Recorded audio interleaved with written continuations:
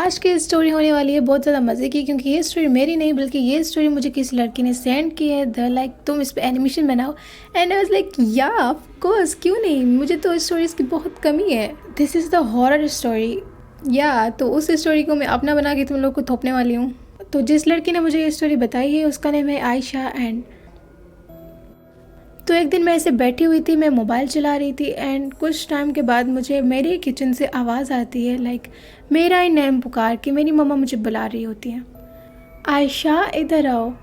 और मैं उठती हूँ और मैं जाने लगती हूँ, लेकिन मुझे रियलाइज़ होता है कि मेरी मम्मा घर में है ही नहीं। तो वो डिसाइड करती है वो किचन में नहीं जाती, क्योंकि उसे लगता है कि कोई हो सकता है, इनविजिबल भूत या कोई भी। तो वो भाग के अपने रूम में बैठ जाती है एंड वो उसके बारे में सोचने लग जाती है और उसे लगता है कि ये उसका वहम है। एंड ये चीज़ मुझे चिढ़ दिलाती है, क्योंकि कोई भी चीज़ वहम नहीं होती। नहीं, दिमाग ने कौन सा चर्च पिया हुआ है जो तुम लोग को ऐसी वहम वाली चीज़ें दिखाएगा। तो मैं बैठ जाती हूँ और फिर मुझे थोड़ा सा करीब से आवाज़ आती है और ऐसा कुछ 2-3 बार होता है और वो वहाँ नहीं जाती। लेकिन कुछ टाइम के बाद वो आवाज़ थोड़ी सी और भारी और अजीब हो जाती है, लाइक आयशा इधर आओ। फिर मैं उठी और मैं बाहर जाने लगी। मैंने दरवाज़ा खोला एंड आसपास देखा तो कोई भी नहीं था। फिर वो बाहर निकली और वो थोड़ा किचन की तरफ जाने लगी और उसने कहा, जब मैं किचन की तरफ गई तो मुझे वहाँ पर एक लंबी औरत दिखी, लाइक ऐसा लग रहा था जैसे वो कब्र से उठ कर आई हो। मैं उसे देखती हूँ और मेरे मुँह से ना तू ना ता ना तू ना आवाज़ कुछ नहीं निकलती है और मैं भागती हूँ। मैं उल्टे मुंह भागती हूँ और फिर मुझे ऐसा महसूस होता है जैसे किसी ने मुझे पकड़ के रखा है।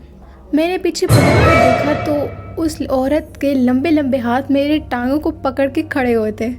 मैं फिर अपनी फ़ौरन से आंखें बंद कर देती हूँ एंड 2 सेकंड के बाद मैंने अपनी आंखें खोली तो वहाँ पर कोई भी नहीं था। तो मैं जैसे ही रूम की तरफ जाने लगती हूँ तो मुझे पीछे से मेन गेट में बेल बजने की आवाज़ आती है।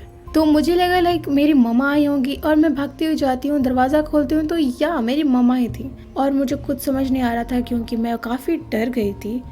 और मेरी मम्मा आती हैं और वो मुझे बिठाती हैं एंड आई रियलाइज़ कि मेरी मम्मा के कपड़ों से खून की खुशबू आ रही है।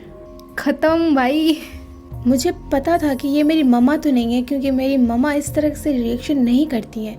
ये जो कोई भी है मुझे इसे घर से बाहर निकालना होगा। वो मेरी मम्मा तो नहीं थी, लेकिन मैंने उन्हें कहा कि आप किचन में जाएं और मेरे लिए कुछ बनाएं, क्योंकि मैं काफ़ी ज़्यादा डरी हुई हूँ। वो औरत किचन में जाती है और मैं उसका दरवाज़ा बंद कर देती हूँ और मैं भागती हुई जाती हूँ मेन गेट की तरफ और मैं घर से बाहर चली जाती हूँ। और फिर मैं अपनी मम्मा का इंतज़ार करती हूँ और मैं अंदर नहीं जाती। फिर थोड़ी देर बाद मेरी मम्मा आती है एंड दे वर लाइक तुम बाहर क्यों बैठी हो। फिर मैं अपनी मम्मा को वहाँ पर ही सब कुछ बताती हूँ एंड हम अंदर जाते हैं तो अंदर सब कुछ ठीक था, लाइक बर्तन वगैरह जो भी चीज़ मैंने मैसी की थी वो सब ठीक था। हालांकि मेरा बिस्तर भी ठीक था जिसमें मैं सोई थी। उसने कहा कि इसके बाद हमारे साथ कुछ नहीं हुआ, लेकिन वो रात मेरे लिए बहुत डरावनी थी और जब भी मैं उसको सोचती हूँ तो मुझे काफ़ी डर लगता है। वाव, अब सॉरी वाव नहीं कह सकते क्योंकि ये काफ़ी स्कैरी था। एंड मुझे लग रहा है जो उसकी मम्मा की शक्ल पे आया था वो भूत नहीं बल्कि मिमिक था। मिमिक वो होते हैं जो दूसरे लोगों की शक्ल उठाते हैं। तो या ये थी स्टोरी मेरी नहीं बल्कि आयशा की। और मुझे नहीं पता, मैं पहली बार किसी की स्टोरी सुना रही हूँ, लेकिन ये स्टोरी काफ़ी हॉरर थी और मुझे नहीं पता ऐसा भी हो सकता है। वाओ, हाँ वो तो होते ही हैं। तो अगर आपकी भी कोई ऐसी स्टोरी है तो लेट मी शेयर। मैंने काफ़ी दफ़ा तुम लोगों को बोला हुआ है, लेकिन तुम लोगों के बहुत से दिमाग में कुछ जाता ही नहीं है।